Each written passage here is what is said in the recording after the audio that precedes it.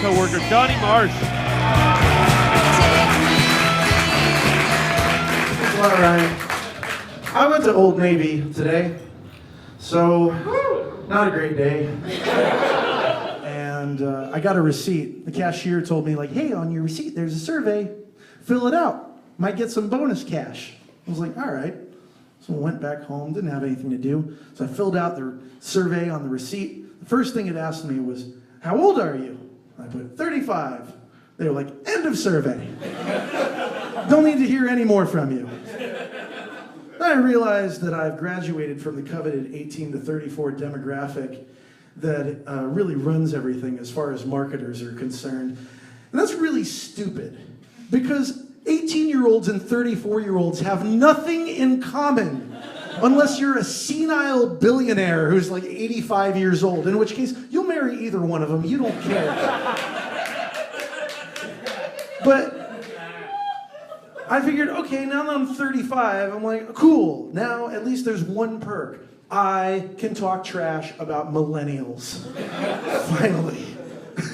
Have you met these people? They're so ignorant and lazy. They don't have the shared experiences of our generation, you know? They don't remember where they were when LBJ pardoned Martin Luther King for shooting Kennedy. They don't remember where they were when the first woman was invented. They don't know their history. They don't know basic historical facts. Like in 1790, Eli Whitney invented the what?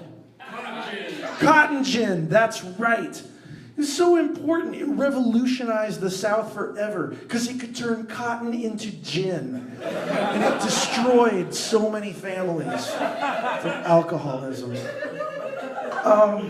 It's always been hard for me to get good advice on sex.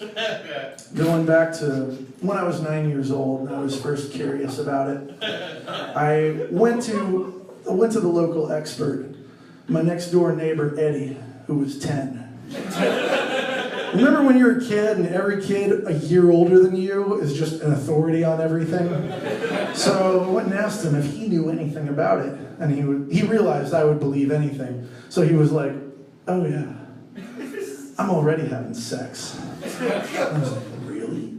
He was like, yeah. I was like, with who? He's like, some 15-year-old. I was like, wow, 15. It's so sophisticated. It's amazing. I said, well, what's it like? And he was like, oh, it's real tricky. You gotta be careful. I was like, what do you mean? He's like, well, it's confusing because, you know, there's 4 holes. I was like, what?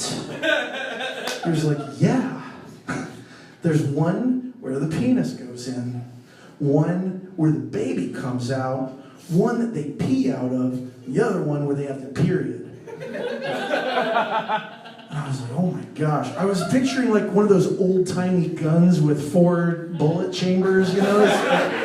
And he's like, you gotta find the right one. I was like, oh my gosh, this sounds so confusing. I was really intimidated, and I have to be honest, like, no matter how much I dig and scratch, I never find 4. I found like 2.5.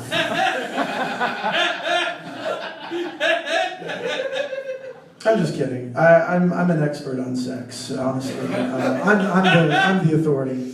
Oh. Okay, I see some of you are skeptical. All right, I'll prove it. I've done it a whole bunch of times. There's a bunch of different ways. There's a lot of positions, the sleepy zebra, the wily watchmaker, the overly aggressive mortgage lender. And if you need any help, like if you would like to have more sex, I've got a great tip for you. Get married. Some people are skeptical. Oh, whoa. It's like, you know, married people don't have that much sex. Sometimes down the road, they don't have as much sex. But you know what they do before that? They have a lot of sex. So here's my guarantee to you. If you feel like you don't have enough sex, if you're, especially like, you're just like, I'm never get laid, I'll tell you what you do. This year, get married. And if you don't have sex at least 10 times, I will have sex with you. I get words mixed up sometimes, and it gets me into a lot of trouble. Like a couple of years ago when ISIS first became famous, I got them mixed up with the popular British rock band Oasis. And that led to a very unfortunate and heated argument with my uncle on Facebook, because he's a Gulf War vet, has some ties over there, and he was like, ISIS is terrible, they have to be stopped. And I was like, I don't know, they're kind of a guilty pleasure for me, you know? It's like, I like their videos, they're kind of funny. It's like, I mean, yeah, it's like, they hate everybody, they think they're better than everybody else, but they fight each other too, you know? And he was like, what? And I was like, yeah, you know, they're bad boys, you know? And he was like, they're modern day Nazis. And I was like, I think you're overreacting. Unfortunately, we had this conversation on Facebook, and now I'm on the no-fly list. Seems like a big drug crowd in here. I don't know. Maybe a vocal minority.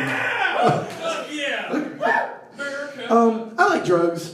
My favorite drug, though, is testosterone. It is amazing. I've been high on it since I was 13 years old. For those of you who don't get to partake in it, testosterone is a hallucinogen that makes men think that they're funny. And like, it's so good. Like, if women could take it recreationally, they would never stop. Because I wake up every morning thinking, everyone wants to hear what I have to say. I'm certain of every opinion I have. And I know where I want to eat, and I'm just going to go there. You guys have been great.